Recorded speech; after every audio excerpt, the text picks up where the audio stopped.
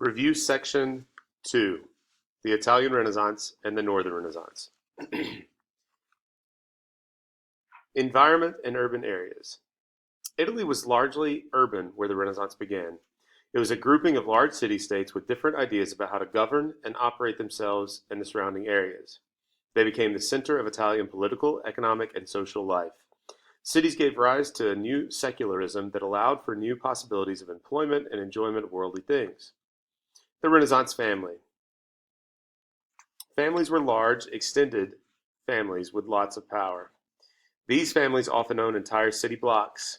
These families often had rivalries because family loyalty was above all. There was no nationalism at this time, so family loyalty was the new nationalism. A dowry. A dowry is usually a payment made from the woman's family to the man's family for a marriage.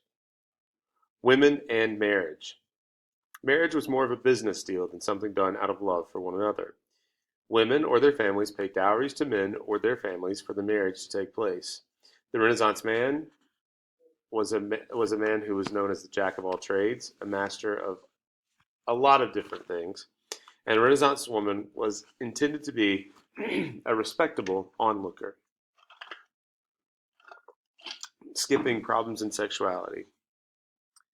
Italian Renaissance art. Techniques and themes. The use of depth and symmetry were real.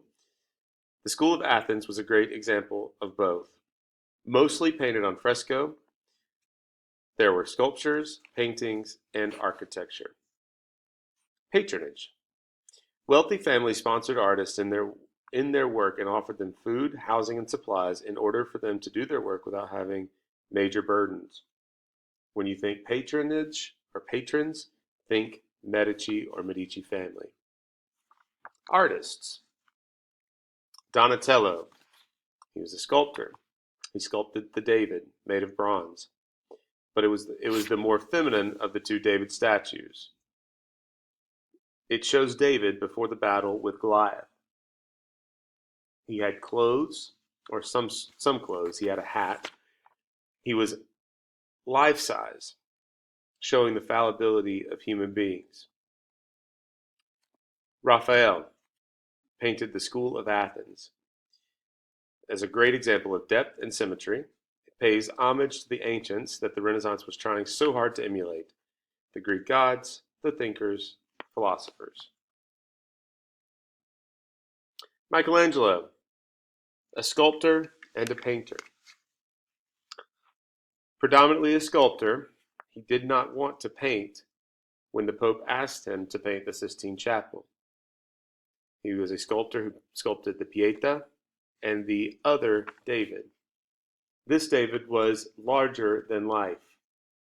This David was made of marble and showed David as a more masculine figure. This one was after he had defeated Goliath. Of course, the Pietà in St. Peter's Basilica is a sculpture of the Virgin Mary, not the Virgin Mary, but Mary holding the dead body of Jesus. Leonardo da Vinci, the quintessential Renaissance man. He painted the Mona Lisa, was responsible for the creation of the Vitruvian Man. He was an architect, scientist, and artist. Brunelleschi was an architect who was responsible for St. Peter's Basilica, the dome in St. Peter's Basilica. Renaissance ideals. Humanism. Humanism is the idea that humans were capable of things outside the church. It focused on poetry, rhetoric, history, literature, civics, and ethics. Petrarch was the father of humanism. He was a poet and wrote sonnets to his love, Laura. Civic humanism. Humanism that surrounds politics and city pride.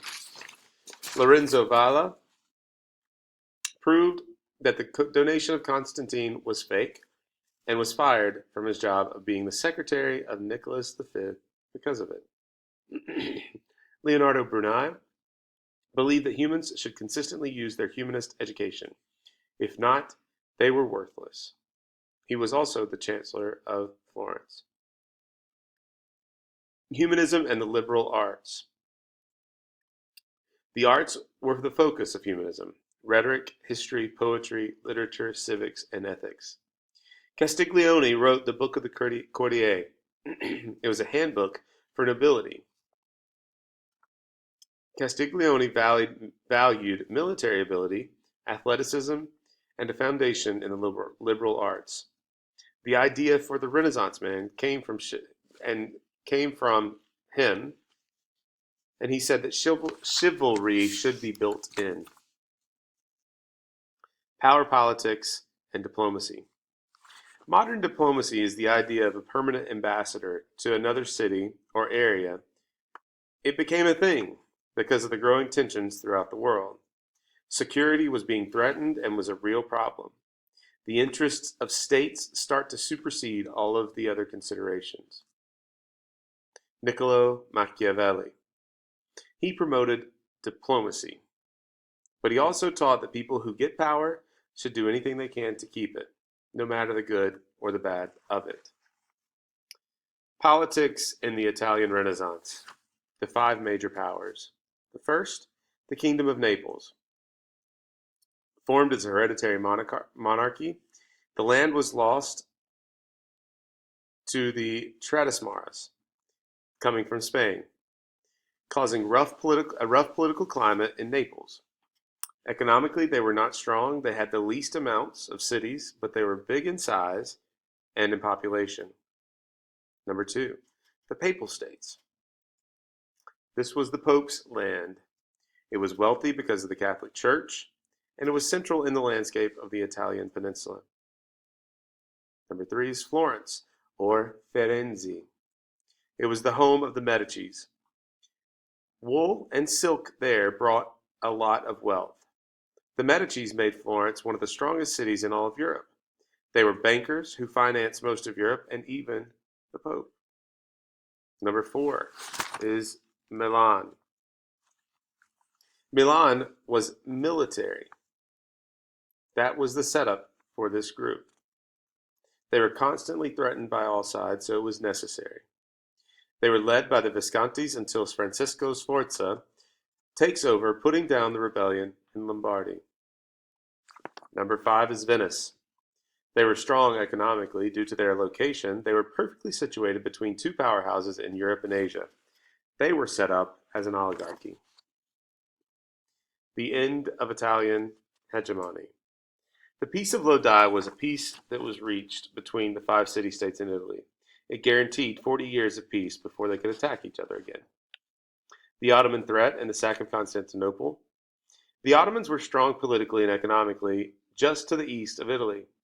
They were strong militarily also under Mehmed II, who took over town after town under his lead, even the city of Constantinople.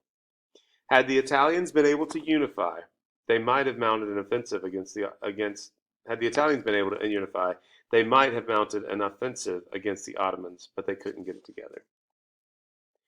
The Italian Wars. The Papal States allied with Florence and Naples to fight Milan. Milan gets help from France, King Charles VIII. Florence and Naples fall to the French, but the Papal States are saved because of the Church. Venice gets help from the Spanish and Germans. This all happens after the end of the Peace of Lodi. Northern Renaissance, Christian humanism. There is a focus on classical sources. They didn't like that the Catholic Church was adding ritual to Christianity. This was not okay for Northern humanists. They wanted to revert back to what Christianity was rather than have the Church tainted. Desiderius Erasmus. He wrote the Handbook of the Christian Knight, which promoted living a life like Jesus did, one without the influence of the Catholic Church. He wrote The Praise of Folly. It was a satire about corrupt clergy. Sir Thomas More, an advisor to Henry VIII, he opposed him on divorce. More leaves and writes Utopia, about a perfect society. Henry VIII wants a divorce. More still disagrees and is eventually killed for his opposition to the king. Northern Renaissance art. Done primarily by Flemish, Dutch, and German artists, they maintained the same classical ideals as Italy, and most of their art was Christian as well. However, the themes of this art were darker in Italy. The first to master oil-based paints, some Northern Renaissance artists, Jan van Eyck, the first to master oil-based paints, he did the marriage of Amolfini, Amolfini, which is amazing in symbolism and detail. Albrecht Dürer in 1500, he worked in paintings and woodcuts. He painted the Four Horsemen of the Apocalypse in 1498. And Peter Bruegel did many works of landscapes, such as winter landscapes, and depicted peasant life, as in Peasant Wedding, something uncommon in the art of that time.